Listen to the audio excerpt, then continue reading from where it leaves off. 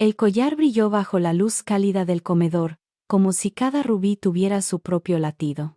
El rojo profundo palpitaba contra la piel de Lauren, mi cuñada, como si el corazón de mi abuela siguiera ahí, encerrado entre esas piedras. Por un instante, el tiempo se detuvo.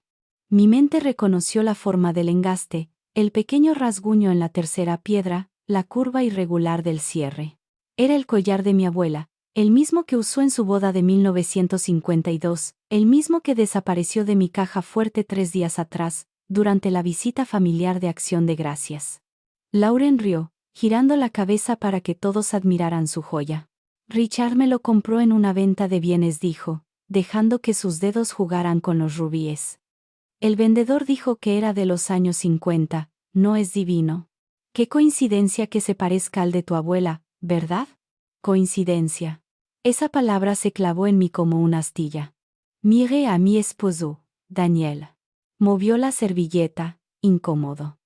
No dijo nada. Nunca decía nada cuando se trataba de su familia. Y ahí estaba yo, la esposa callada, la contadora forense que todos subestimaban. La mujer que pasaba inadvertida en las cenas familiares, la que trabajaba con números y nunca levantaba la voz. Pero los números no mienten. Y los objetos, cuando uno sabe observar, también hablan. Sentí como la cólera subía por mi garganta, fría, calculada. No era rabia. Era certeza. Una certeza construida sobre la memoria de mi abuela, la mujer que sobrevivió una guerra, que cruzó océanos con una sola maleta y ese collar en el bolsillo. Apreté la copa de vino con fuerza. El cristal tembló, y un hilo rojo se deslizó por mi mente, los rubíes, la sangre, la traición. No es una coincidencia, dije al fin, dejando la copa sobre la mesa con suavidad. Ese collar es de mi abuela, el que desapareció de mi caja fuerte. El silencio cayó como una losa. Richard, el hermano mayor de Daniel, sonrió con esa arrogancia tan suya. Esa es una acusación seria, Eleanor. ¿Tienes pruebas? Su madre, Patricia, fingió sorpresa, su voz tan dulce como el veneno. La caja fuerte fue abierta con la combinación. Solo la familia la conocía. ¿Estás insinuando que somos ladrones? No estoy insinuando nada, respondí, clavando mi mirada en los rubíes. Estoy afirmando un hecho. Lauren se rió. Una risa quebradiza, aguda, como cristales estallando. Pruébalo. Este collar tiene papeles de venta. Si estás tan molesta, habla con tu aseguradora. Luego añadió, con una sonrisa que apestaba a crueldad. O tal vez solo los perdiste. Has estado bajo tanto estrés con tu abuela enferma. El aire se hizo espeso. Apreté las manos bajo la mesa. No iba a darles el gusto de verme llorar.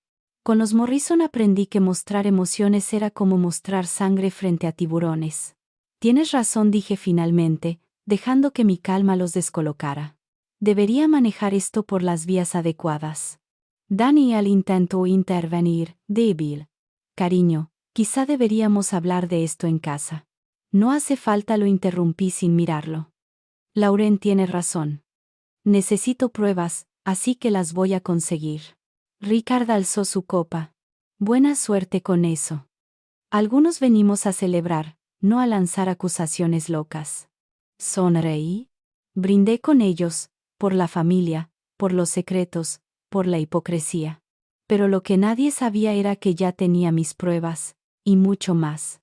Mientras mis labios rozaban la copa, mi mente repasaba cada imagen del sistema de seguridad que había instalado. No el obvio, no las cámaras que ellos evitaron cuidadosamente durante su visita, sino el otro, el sistema oculto, disfrazado en objetos cotidianos, el que lo captó todo. La risa falsa de Lauren. Las manos de Richard abriendo la caja. Los ojos de Patricia escogiendo cada joya como si fueran trofeos.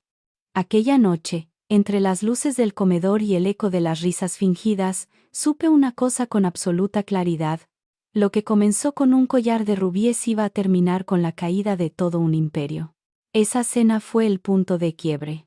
En la mesa de los Morrison, los lobos mostraron los dientes. Y yo, por primera vez, decidí no esconder los míos. Esa noche comprendí que no estaba sentada en una mesa familiar. sino en un banquete de lobos. Y yo era la presa que, por fin, había dejado de fingir ser ciega. El silencio tras mi acusación se volvió espeso, casi tangible. Nadie respiraba. Nadie movía un músculo.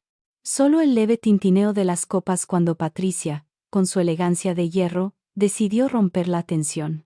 Eleanor dijo, con esa voz melosa que usaba antes de clavar el cuchillo, entiendo que estés alterada.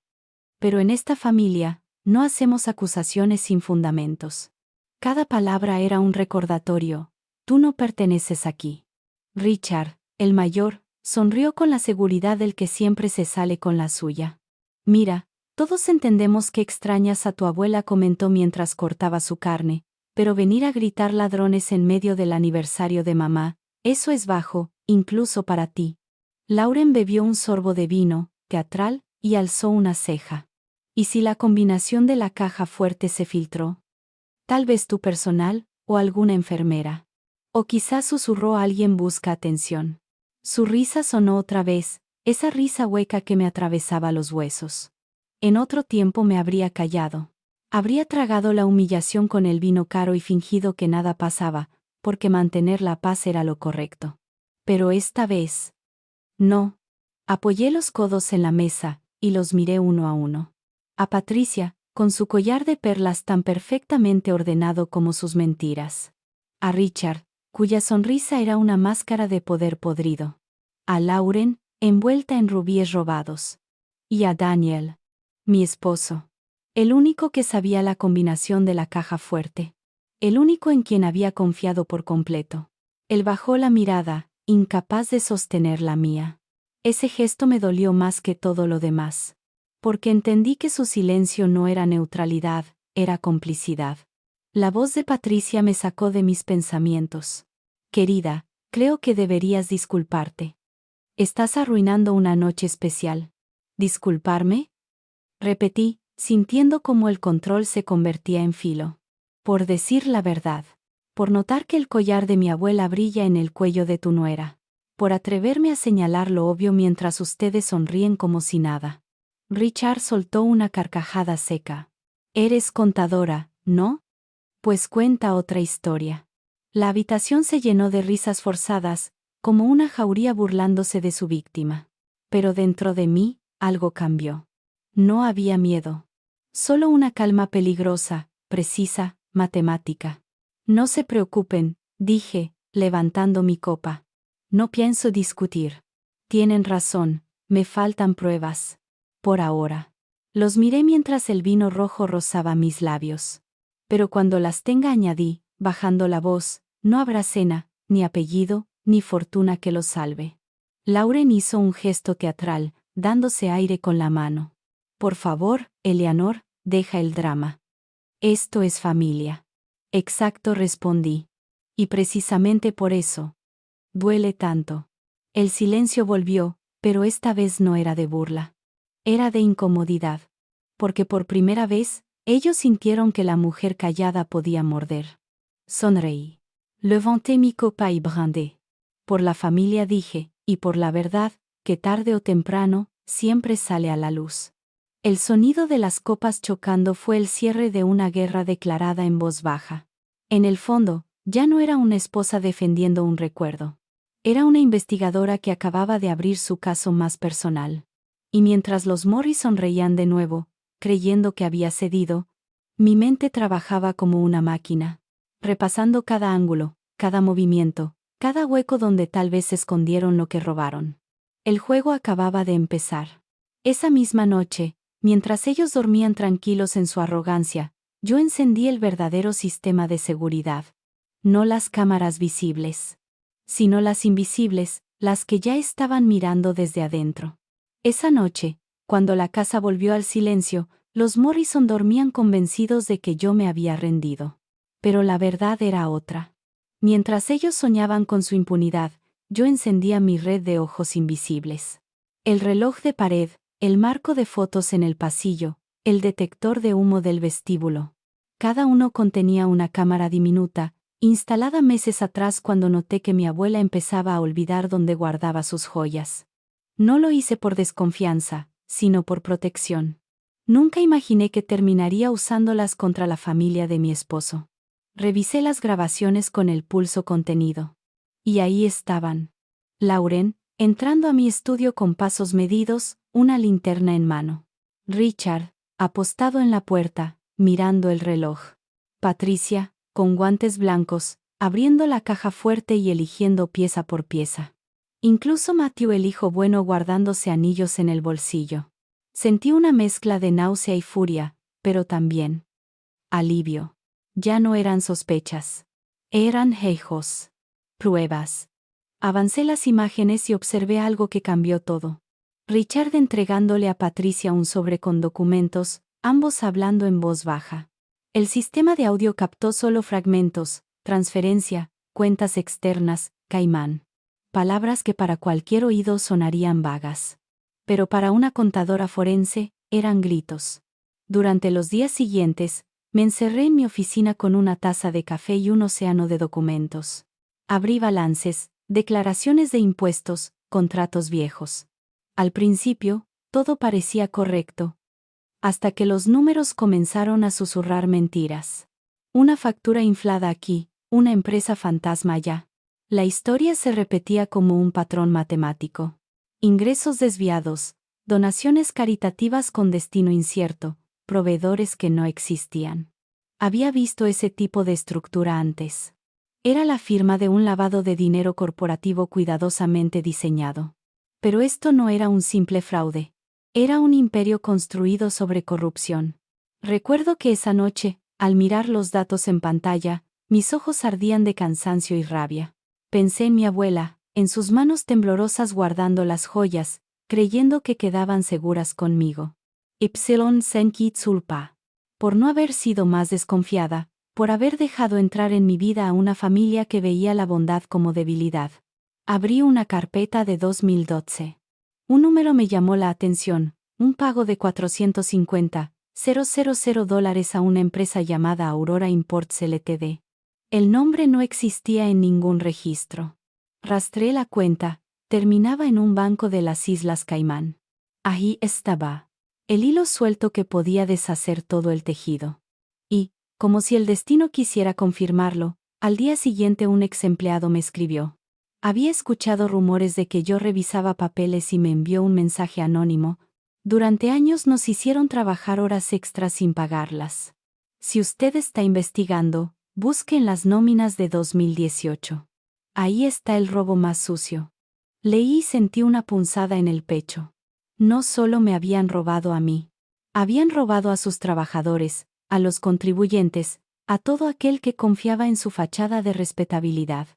Miré de nuevo las imágenes del robo de las joyas. Las risas, las manos codiciosas, el brillo de los rubíes. Y entendí que aquello había sido solo la punta del iceberg. Las joyas de mi abuela eran un crimen íntimo. Pero detrás había 15 años de crímenes impunes. Cerré el computador y respiré hondo. El miedo se había ido. Solo quedaba una determinación fría y clara. No iba a denunciar un robo. Iba a derribar un imperio. Sabía que no podía hacerlo sola. Así que tomé el teléfono y marqué 3 números. 3 llamadas, que cambiarían el destino de toda una familia. El amanecer encontró mi escritorio cubierto de carpetas, tazas de café vacías y la certeza de que ya no había vuelta atrás. Durante años había mirado hacia otro lado, justificando silencios, confundiendo paciencia con prudencia. Pero ahora, el silencio era cómplice, y yo no iba a hacerlo. Tomé el teléfono. La primera llamada fue la más fría, la más calculada.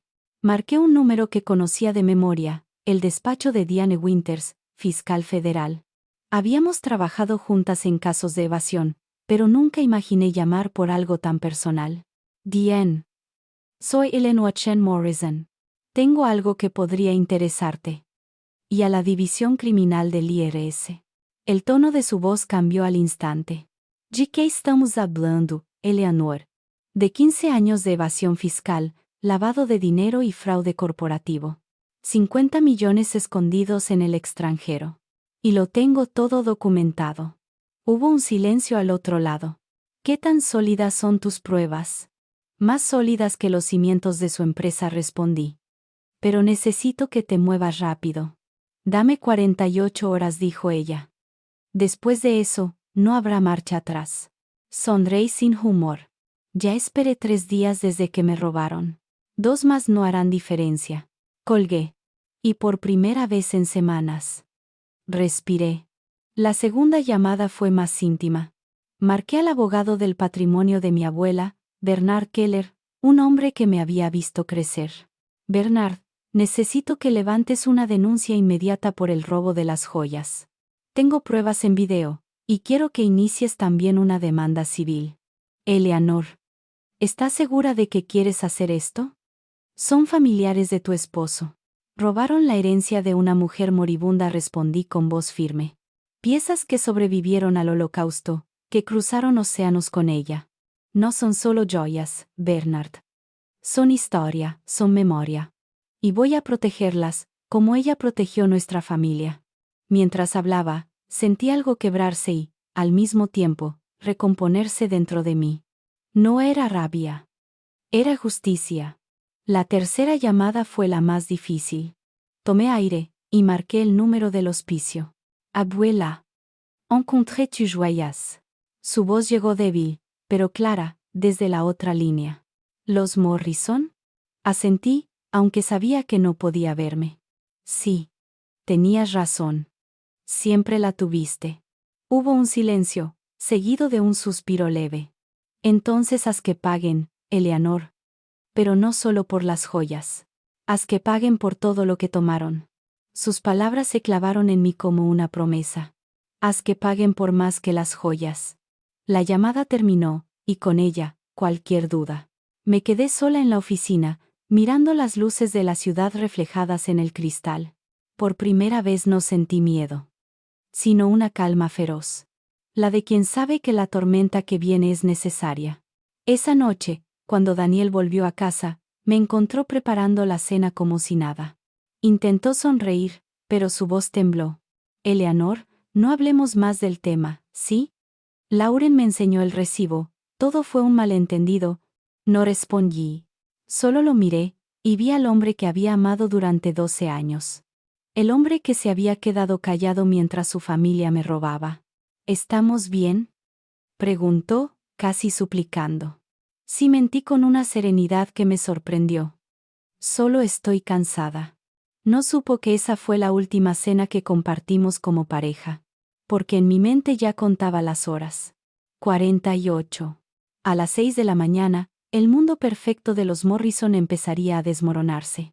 2 días después, el reloj marcó las 6 en punto. Y mientras el café aún humeaba en mi taza, escuché la primera sirena. La caída había comenzado. El reloj marcó las 6 en punto, y en ese instante el silencio fue roto por un sonido que jamás olvidaría. Las sirenas. Primero una, luego otra, multiplicándose hasta llenar la mañana con un eco de justicia. Encendí la televisión mientras tomaba el primer sorbo de café. En la pantalla, las imágenes se sucedían como una sinfonía cuidadosamente orquestada. Autos negros del FBI estacionándose frente a las tiendas Morrison Luxury Interiors. Agentes con chalecos azules entrando a oficinas. Cajas de documentos siendo cargadas a camiones blindados. El imperio perfecto de los Morrison se desmoronaba como un castillo de cristal. A las 6:47 sonó mi teléfono. Era Daniel. Su voz, entre gritos y jadeos, me taladró los oídos. ¿Qué hiciste? Eleanor. El FBI está en casa de mis padres. Están en las oficinas. Arrestaron a Richard. Ah, sí, respondí, manteniendo la calma mientras revolvía el café. ¿Y por qué será? Dicen que por evasión de impuestos, lavado de dinero, no puede ser. Entonces tal vez deberían hablar con su contadora, dije, sin emoción. Hubo un silencio largo. Podía escuchar su respiración acelerada al otro lado de la línea. Tú hiciste esto. Todo esto, por las joyas. No, Daniel, contesté suavement. Esto no fue por las joyas. Fue por lo que representan. Por cada mentira que defendiste con tu silencio. Colgué antes de escuchar su respuesta. Sabía que él no entendería. No todavía. En la televisión, los titulares giraban en bucle. Allanan imperio familiar Morrison, fraude fiscal masivo. Exempleados denuncian robo de salarios y evasión de impuestos. Bisque y va. Las imágenes mostraban a Lauren, esposada, mientras los agentes sacaban de su casa cajas repletas de joyas. Entre ellas, la pulsera de esmeraldas de mi abuela, la misma que Lauren había lucido horas antes en una selfie con la frase bendecida y afortunada. Bendecida, pensé. Tal vez lo era, pero no como ella creía. Un número desconocido apareció en mi pantalla. Contesté. La voz de Patricia, furiosa, temblaba de rabia contenida. Perra. Nos destruiste por unas joyas viejas. Yo no destruí nada, repliqué.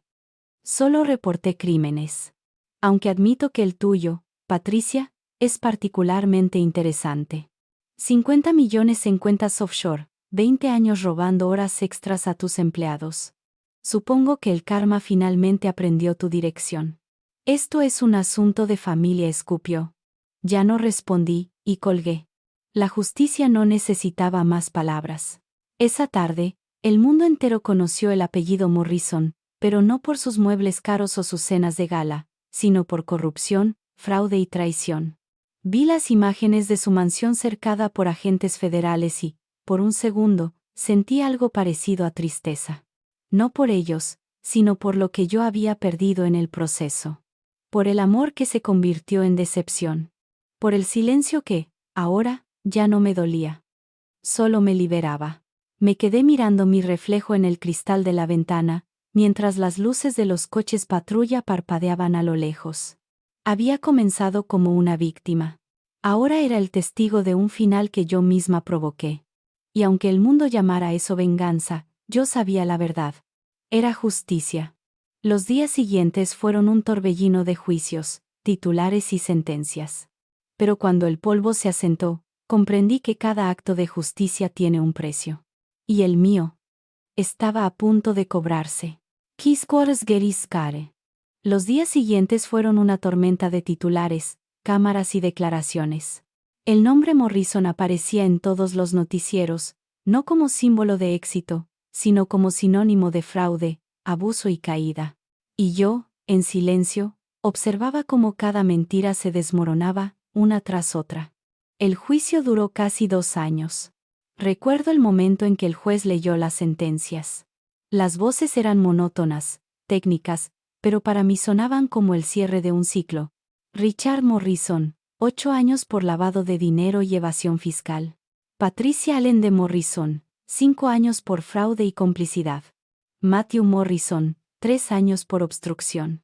Lauren Turner, 2 años por recibir bienes robados y conspiración. Daniel, milagrosamente, quedó fuera de los cargos. Pero aún así, lo perdió todo, su apellido, su reputación, y a mí. Cuando lo vi por última vez, estábamos en la oficina del abogado de divorcio. Tenía los ojos hundidos, la voz quebrada. Tú planeaste todo esto, ¿verdad?, me acusó. Dejaste que se llevaran las joyas solo para destruirnos. Lo miré largo rato antes de responder. Yo no dejé que hicieran nada, Daniel. Solo me preparé para cuando decidieran robar. Y cuando lo hicieron, me aseguré de que enfrentaran las consecuencias. Su silencio fue la respuesta final de un matrimonio que ya no tenía nada que decirse. Semanas después, el SAT me notificó oficialmente la recompensa del programa de denunciantes fiscales. El 15% del monto recuperado. Casi 7 millones de pesos. Dinero que, irónicamente, provenía del mismo sistema que ellos habían intentado burlar. Doné la mitad a una fundación de ayuda a mujeres mayores víctimas de estafa. Con la otra mitad, aseguré que mi abuela tuviera el mejor cuidado en sus últimos meses. Cuando me entregaron el collar de rubíes, volví a su habitación del hospicio. Sus ojos, cansados pero aún brillantes, se iluminaron al verlo. Te lo advertí, niña, susurró. Sonreír no siempre significa ser buena. Lo sé, abuela, respondí. Pero a veces ser buena también significa ser fuerte. Ella acarició mi mano y asintió. Tu abuelo estaría orgulloso. Hiciste justicia, no solo venganza. Semanas después, se fue en paz. Rodeada de su familia, usando su collar, su anillo y su historia. Y yo, Por primera vez en mucho tiempo, lloré sin miedo. El día del funeral, hablé frente a todos. De su fuerza, de su fe en la verdad, y de cómo su legado no estaba hecho de oro ni de piedras preciosas, sino de memoria, resistencia y dignidad. Daniel no asistió. Supe que se había mudado al otro lado del país, cambiado de nombre, trabajando en una agencia de autos usados. Los Morrison que quedaban dispersaron lo poco que aún tenían, pagando multas, vendiendo los restos de su imperio. A veces me preguntan si me arrepiento. Si valió la pena perder tanto para verlos caer. Y cada vez recuerdo la risa de Lauren, la mirada arrogante de Patricia, el silencio cobarde de Daniel, y respondo que sí. Porque hay heridas que solo la verdad puede cerrar. Las joyas de mi abuela no eran solo adornos. Eran historia. Y nadie, ni siquiera los Morrison, tenía derecho a robarla. Mientras cierro la caja fuerte donde ahora descansan, siento algo distinto. No orgullo ni odio, sino paz. Los Morrison creyeron que mi silencio era debilidad. Pero los silencios, a veces, son solo el sonido de alguien reuniendo pruebas. Y cuando te roban, cuando se burlan de tu dolor y exigen pruebas, no te sorprendas cuando se las entregas. Pruebas de todo. Gracias por escuchar mi historia. A veces la justicia tarda, pero siempre llega. Cuéntenme en los comentarios, ¿qué harían ustedes si la familia que aman se convirtiera en su peor enemigo? Nos vemos en el próximo capítulo.